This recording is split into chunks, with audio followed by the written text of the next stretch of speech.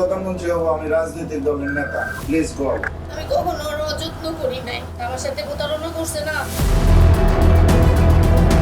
নিজেকে দাবি করতেন ভবিষ্যতের প্রধানমন্ত্রী, কিন্তু এবার সেই বিতর্কিত রাজনীতিবিদ মিঠুন চৌধুরীর বিরুদ্ধে উঠল ধর্ম পরিচয় গোপন, প্রতারণা ও বিয়ের প্রলোভন দেখিয়ে শারীরিক সম্পর্ক গড়ার বিস্ফোরক অভিযোগ।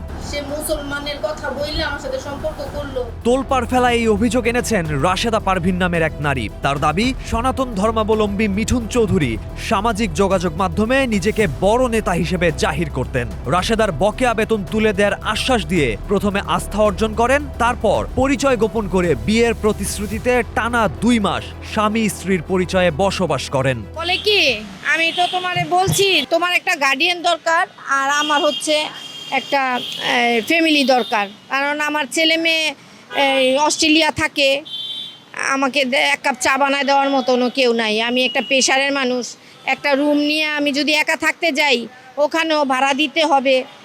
তার চেয়ে তোমাকে আমি জীবনে জড়ায় নিয়েই রুম নেয় নাই। আমি যেই বাসায় ওই বাসায় সে রুম নেওয়ানোর কথা বলছে, রুম তো আর নেয় নাই, রুম চেঞ্জ করে নাই।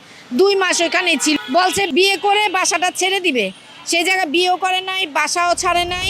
অভিযোগের সত্যতা খুঁজতে সরেজমিনে ওই নারীর বাসায় যায় গ্রিন টেলিভিশনের প্রতিনিধি দল। সেখানে মেলে চাঞ্চল্যকর কিছু ছবি ও তথ্য। ছবিতে রাশেদার ছেলের সঙ্গে মিঠুন চৌধুরীকে দেখা যায়, যার পেছনের পর্দা ও ব্যাগ হুবহু মিলে যায় ওই বাসার পরিবেশের সঙ্গে।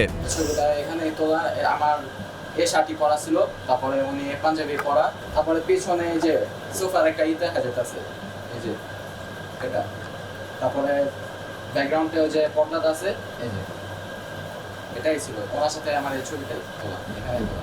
তবে অভিযোগ অস্বীকার করে মিঠুন চৌধুরী দাবি করেন ছবিগুলো তার অফিসের। ছবি তুলেছেন, হ্যাঁ, ছবি তোলা হয়েছে। ছবি তো ওই ইয়েতে যখন আপনার তারা যখন এখানে আসছিল তখন আপনার ছেলে শো আসছিল অফিসে। এই ছবিটা আসলে করেছে, ওটা তো আমার এখানে অফিসে।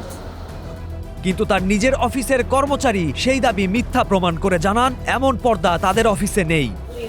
এই পর্দাটা কি এখানে আছে? আমাদের নিচে পর্দা সাদা, এমন পর্দা নাই। কর্মচারীর দেয়া তথ্য পেয়ে গণস্বাস্থ্য ও হোমিওর ম্যানেজিং ডিরেক্টর মিঠুন চৌধুরীকে আবারও প্রশ্ন করতে গেলে ক্ষিপ্ত হয়ে প্রতিনিধিকে অফিস থেকে বের করে দেন।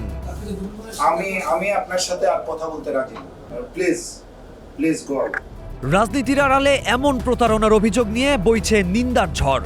গণস্বাস্থ্য হোমিওর চেয়ারম্যান ক্যান্সার বিশেষজ্ঞ ডাক্তার SM সরোয়ারের কাছে একইভাবে প্রতারণা ও শারীরিক লাঞ্ছনার শিকার হয়েছেন এই নারী। সেসব তথ্য নিয়ে হাজির হব প্রতিবেদনের 2য় পর্বে। সে পর্যন্ত সাথেই থাকুন গ্রিন টেলিভিশনের।